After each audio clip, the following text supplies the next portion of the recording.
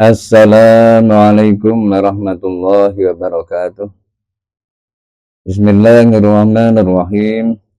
Alhamdulillahilladzi nazzalal furqana ala 'abdihi liyakuna lil 'alamina nadhira. Asyhadu an la ilaha illallah wahdahu la syarikalah wa asyhadu anna sayyidana Muhammadan 'abduhu wa rasuluh sallallahu alaihi wasallam wa ala alihi wa sahbihi. Amma ba'du fa ya ayyuhal hadirun rahimakumullah. Saudara-saudaraku rahimakumullah. Alhamdulillah kita bisa bertemu kembali.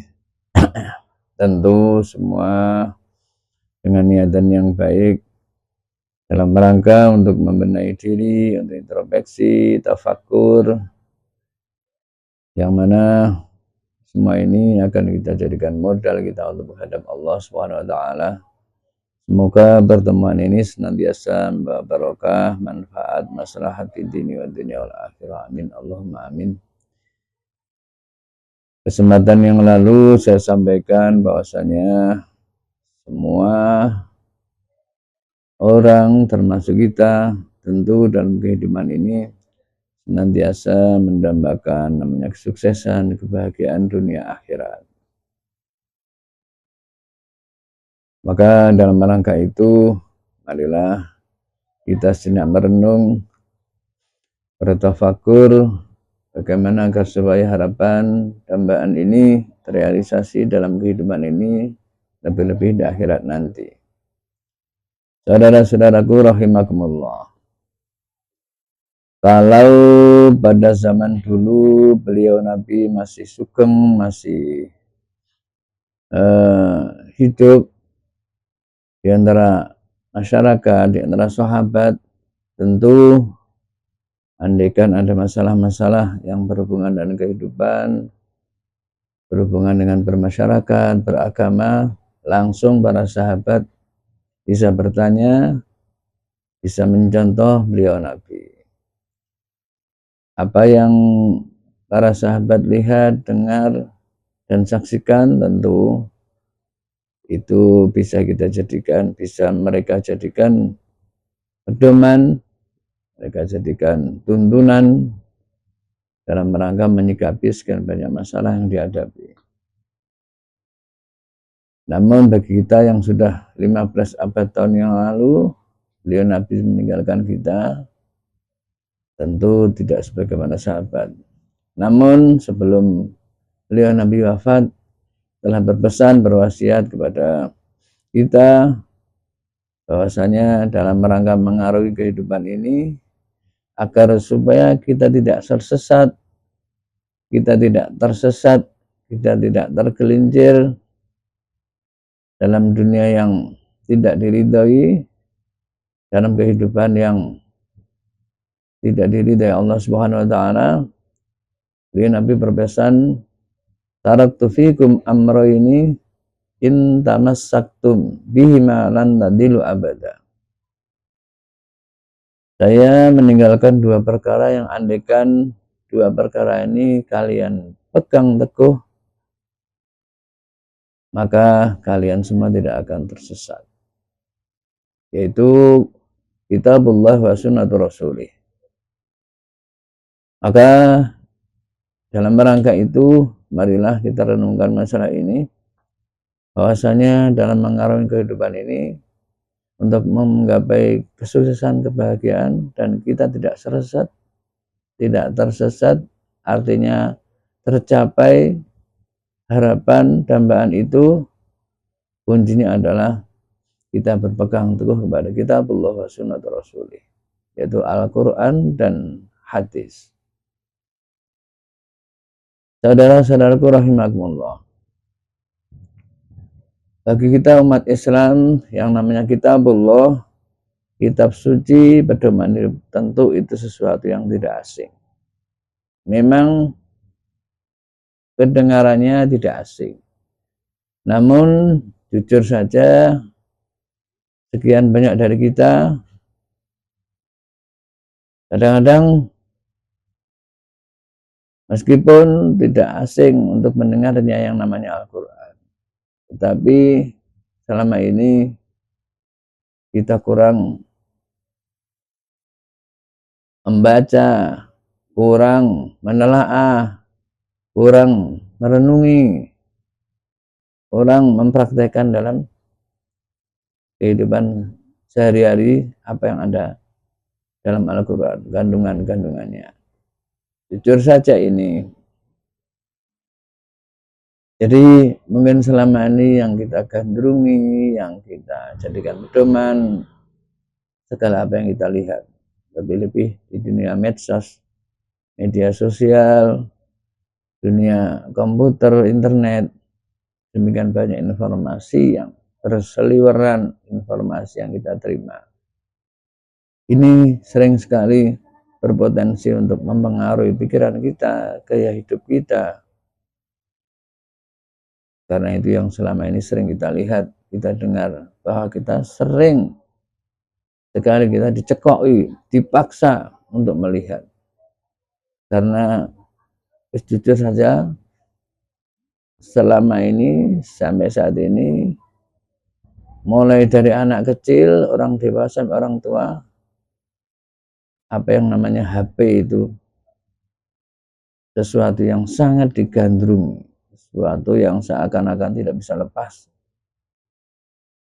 Oleh karena itu kondisi seperti ini tentu akan banyak mempengaruhi kita, kehidupan kita, gaya hidup kita, pola pikir kita, yang akhirnya membentuk satu keyakinan, membentuk suatu pola pikir yang tidak sesuai dengan tuntunan-tuntunan yang ada dalam Al-Quran, kitab suci, kitab pedoman hidup orang Islam, yaitu kita sendiri. Maka dari itu, marilah sejenak kita renungkan tentang sejauh mana kita terhadap kitab suci kita, terhadap Al-Quran, jimate wong Islam, jimate awake dhewe. Kilo sampai sak piro hubungannya awake dhewe karo Quran. Artinya sejauh mana cinta kita, sejauh mana kenal kita, sejauh mana selama ini apakah kita sudah menelaah, membaca, mempelajari, merenungi yang tujuan kita apresiasikan dalam kehidupan ini. Marilah kita renungkan. Artinya kalau memang selama ini kita kurang tertarik, kurang menggeluti, kurang mempelajari, marilah kita bersama-sama untuk meningkatkan kecintaan kita kepada kitab suci kita, meningkatkan kegemaran kita untuk mau belajar, mau merenungi. Karena bagaimanapun ini kebutuhan kita sendiri. Ini sesuatu yang harus kita langkah, sesuatu yang harus kita jalankan. Karena bagaimanapun pedoman hidup kita yaitu Al-Quran. Tertera, terangkum di dalam Al-Quran, di dalam hadis. Kalau kita tidak mau, lantas apa yang akan kita jadikan pedoman dalam kehidupan ini? Na'udzubillah. Dan marilah kita juga meningkatkan kesadaran bahwa kitab suci Al-Quran, jimate awake dhewe, itu adalah sesuatu yang teragung. Wis gak ana dhuwure. Ora ana sing ngumbuli Al-Quran wis gak ini. Jimat teragung, mukjizat teragung beliau Nabi, warisan teragung dari beliau Nabi, diwariskan kita dan kepada umat setelah kita sampai hari kiamat. Mari sekali lagi kita sadari ini, biar kini akan menumbuhkan kecintaan kita kepada Al-Quran.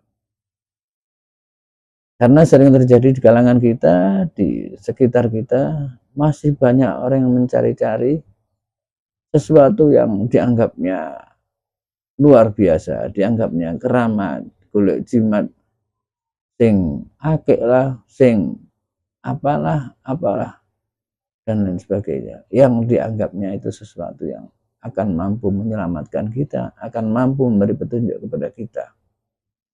Ini cermin bahwa kita selama ini kurang sadar. bahwa kita sudah punya jimat sing ampuh, sing kudu kita geluti, kita pelajari, kita renungkan, dan kita praktekkan sehari-hari. Ya itu semua adalah modal pokok yang harus kita lakukan. Karena andaikan kita tidak mau demikian, sekali lagi na'udzubillah, akan bagaimanakah kehidupan ini? Betapa kita akan tersesat, betapa kita akan terombang-ambing dengan situasi di mana kita hidup di akhir zaman.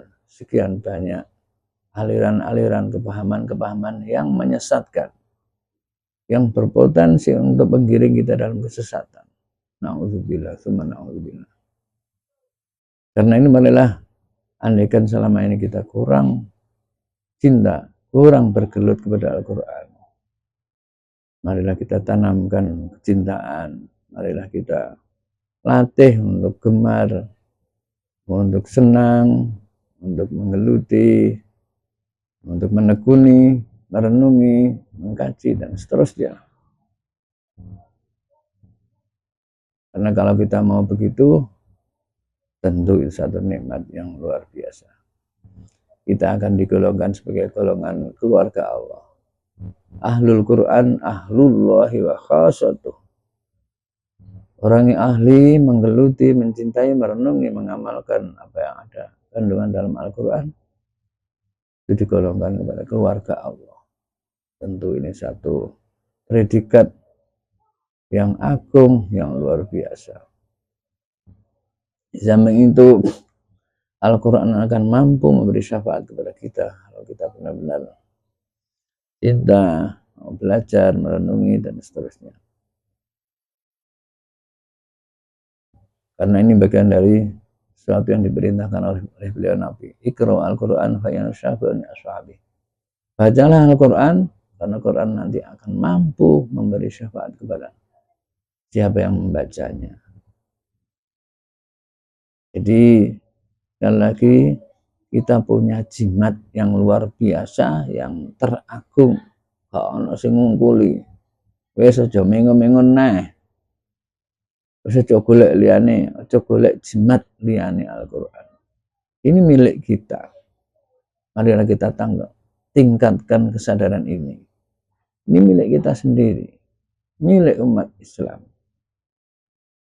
Karena kalau kita tidak sadar ini, tentu betapa ruginya kita. Sudah dianugerahi oleh Allah kitab panduan hidup, tuntunan hidup penuh barokah, penuh hidayah, penuh informasi. Bahkan segala sesuatu sebenarnya ada dalam Al-Quran. Ma min syai'in illa fil Quran. Hanya saja karena keterbatasan kita, karena bahasa Arab, kita harus punya keilmuan untuk itu. Tapi sekali lagi, kita tidak boleh berkecil hati. Kita harus semangat. Karena bagaimanapun, Allah memberi kemudahan kepada kita selama kita punya kemauan. Ada kemauan, pasti ada jalan. Dan kalau kita mau, pasti mampu. Dan kalau kita mampu dan bersungguh-sungguh, pasti akan berhasil. Manjat dawajat. Barang siapa yang bersungguh-sungguh dengan kemauan itu, kita mau belajar, bersungguh-sungguh, pasti Allah akan membukakan pintu hidayah, pintu keberhasilan. Demikian saudara-saudaraku, kiranya sekelumit yang saya sampaikan semoga memberi pencerahan kepada kita untuk menanamkan kecintaan, menanamkan kemauan agar supaya kita sadar bahwa kita punya jimat yang ampuh. Sekian, wal afu minkum. Assalamualaikum warahmatullahi wabarakatuh.